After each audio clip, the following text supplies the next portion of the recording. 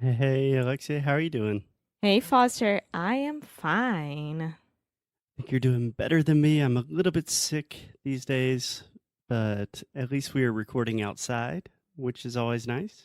Yes, it's always nice. We are here at your house with your dogs. Yes, we are actually at my parents' house. We have a big golden retriever at our feet and the sound of birds overhead. For sure, they already seen Sonny on our Instagram account. I imagine so. If you're following our Instagram, it is 95% dogs, 5% English. But everyone loves dogs. Yeah. Today, we are going to continue our topic, our theme about talking just a little bit about how Americans are weird. You know, Yeah, everyone's weird. weird in a good way. Yeah, when I'm saying weird, I'm really just saying that Americans are different than Brazilians Yeah, in a lot of different ways in terms of culture, society, politics, finances, all of these things. But Americans are weird. A lot of people say Brazilians are weird, so this is our chance to kind of make some jokes about Americans. okay, so about what we are talking today? Okay. Which kind of weirdness? So I would change that question and just say, what are we talking about today? What are we talking about today? Yeah, about what we are talking about today. Grammatically is just not the most natural way to phrase that. So, what are we talking about today? Good question. We are talking about drinking in the US. So, Americans with drinking, normal drinks, non alcoholic drinks, and the differences between the US and Brazil. The first thing that I would like to talk about with alcoholic drinks Mhm. is that you are not allowed to drink on streets or inside the car at all. Yes, in almost all of America. So there are a couple of exceptions. I believe that you can drink in New Orleans and maybe a couple other places. Maybe California somewhere. I don't think so. But we call that open container laws. Yeah. So that's a huge difference. When I remember the first time I arrived to Brazil, and my roommate and I were going to a bar, and we just bought like sei lá, uma brama, quiosque, andando pro bar. Eu achei sensacional. Yeah, so I should say that That's when all the problems in my life started. I should say that Brazil is the land of free in this kind of situation and not United States. Yes. So in that specific case, we say the land of the free. Yeah, When we talk about the US, we say the land of the free. the land of the free. Yeah, perfect. Yeah. Perfect. Okay, so an obvious difference is you can't drink on the streets in the US. Yeah, not even inside the car. Not in the car. So here's how it works in the US. It is illegal to have open container. That means an open can of beer, glass of wine. You cannot have open alcohol in your car at all. Zero. But you can drive after drinking a little bit. So technically, we have 0.08% of your blood alcohol content, which is a couple drinks for most people. Depends For on, me, would be just one sip. yeah, it depends on your size and how much you drink, those kind of things. But in Brazil, zero tolerance, right? Yeah, well, at least in Rio, lei seca is awesome. I do agree with that. I don't want people drinking and driving, but this is another discussion that we can have. Let's Discussion. discussion that we can have. But let's continue talking about the weird things. Yeah. Can I say one more thing about alcohol Uh that might huh. be kind of weird? In a lot of states, we have states that we refer to them as blue laws. So, for example, in South Carolina, my home state, in the majority of counties, you cannot buy alcohol on Sundays. Yeah, the Belt Bible. The Bible Belt. The Bible Belt. Belt Bible. Droga. Okay. The Bible Belt. Yeah. That's it, right? Yeah, the Bible Belt is just referring to the Cinturão South. da Bíblia. Yeah, South, ton of churches. We could do an entire episode about the Bible Belt, or just show some of our videos of us driving on the highway in the South. Yeah. Okay, so Alexia, what else do you think is a little bit different about the way we do it here in America?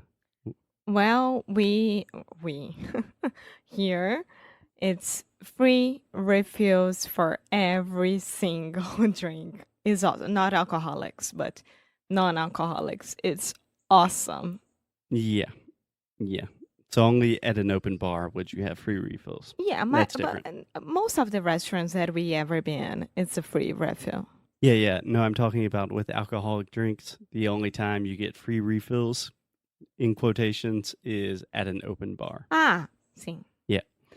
But at most restaurants, if you go to any restaurant, you get a Coke, you get water, sweet tea, whatever.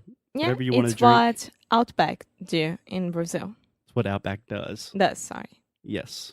And it's what 99% of restaurants do in the U.S. Yeah, you don't even have to ask. They come to your table, see if you need it, and then they bring a huge, oh my God, garrafa, bottle. There we go. Oh my God, a huge bottle of that, and they just put inside of your glass. Yeah. So I have two things that I would like to mention.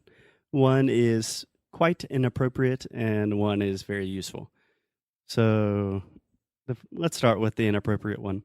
When you were thinking garrafa, como que fala garrafa? When you just have a blank space in your brain and you cannot remember something, do you know a funny way that we say that in English? No. We say a brain fart. Okay, fart is pum. É, pum do cérebro. Pum do cérebro. É. Brain É. fart. Está acontecendo comigo mais e mais cada dia. Né? Ah? And what else? The second useful thing I wanted to say is the word refill. This is very difficult for a lot of Brazilians, especially when you have the R at the beginning of words. I mean, the English R sound is difficult in the first place, but any word that starts with re, a lot of my students want to say refill. Refill. Yeah, so you have to say refill. I'm thinking about, is it the same way that we say restaurant? Re, like with the R, not with the sound of E, but restaurant, refill. Yeah. So actually the sound of E is different. You have restaurant, restaurant, and then re-E. Yeah, that's Refill. what I said. But a lot of Brazilians will say restaurant, refill. But this especially happens when you have words with re, like, Read. well, I was thinking about the prefix re, like redo Ah, or rewrite. uh-huh. Like, Alexia, you need to rewrite this email. Try to say that word for me. Alexia, I need to rewrite this email. Perfect. I always listen to even my most advanced students say, he write. He write. And I'm like, oh, what does he write? He write. Rewrite. Yeah. So if you're having difficulties with the R, just search in Google words in English that start with R-E, and you will have a million examples. Yeah. Great. Okay. Do you want to talk about something that is very personal for us? Very what? Very personal for us? Yeah. Ice. Ah, I hate ice.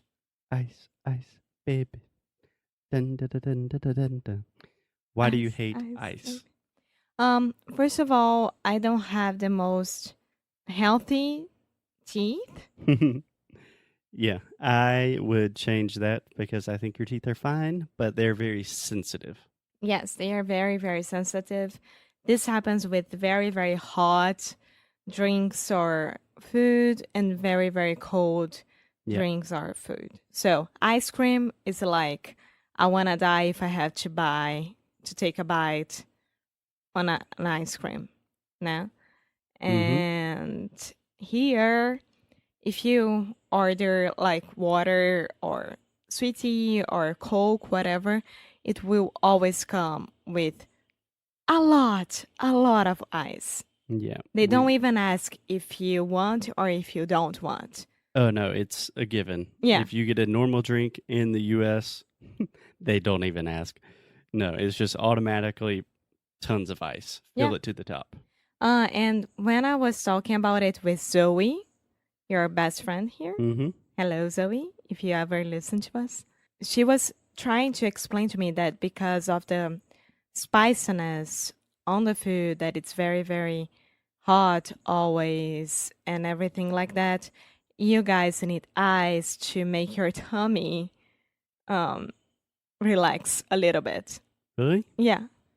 Yeah. I think I might have to talk to Zoe about that. I don't know how reliable of a source she is on it. But it could be. It's a possibility. It makes sense somehow. Yeah. Yeah. Yeah. And right now, what I always do inside of the restaurants is, ma'am, what do you want? Hi, I would like sweet tea with no ice. And then they always ask me, no ice? I said, yeah, no ice. Yeah. Most people think it's a little weird, but it's cool. I don't care. Yeah. That's part of adapting to any new culture. You have to choose which parts you're going to accept and which parts you're not. Yeah. And Alexia draws the line and says, no ice. Damn it. I'm a Brazilian with sensitive teeth. And That's okay. it. Okay, last thing I wanted to mention about drinking and why Americans are weird. It always happens with me, this one. Yeah. So you have to present your ID, and what we say is to get carded. Yeah. Yeah. So for those of you who do not know, the legal drinking age in the U.S. is 21 years old, and we're very strict about it. You can drive with 16 when you are 16. When you are 16, but you can only drink when you are 21.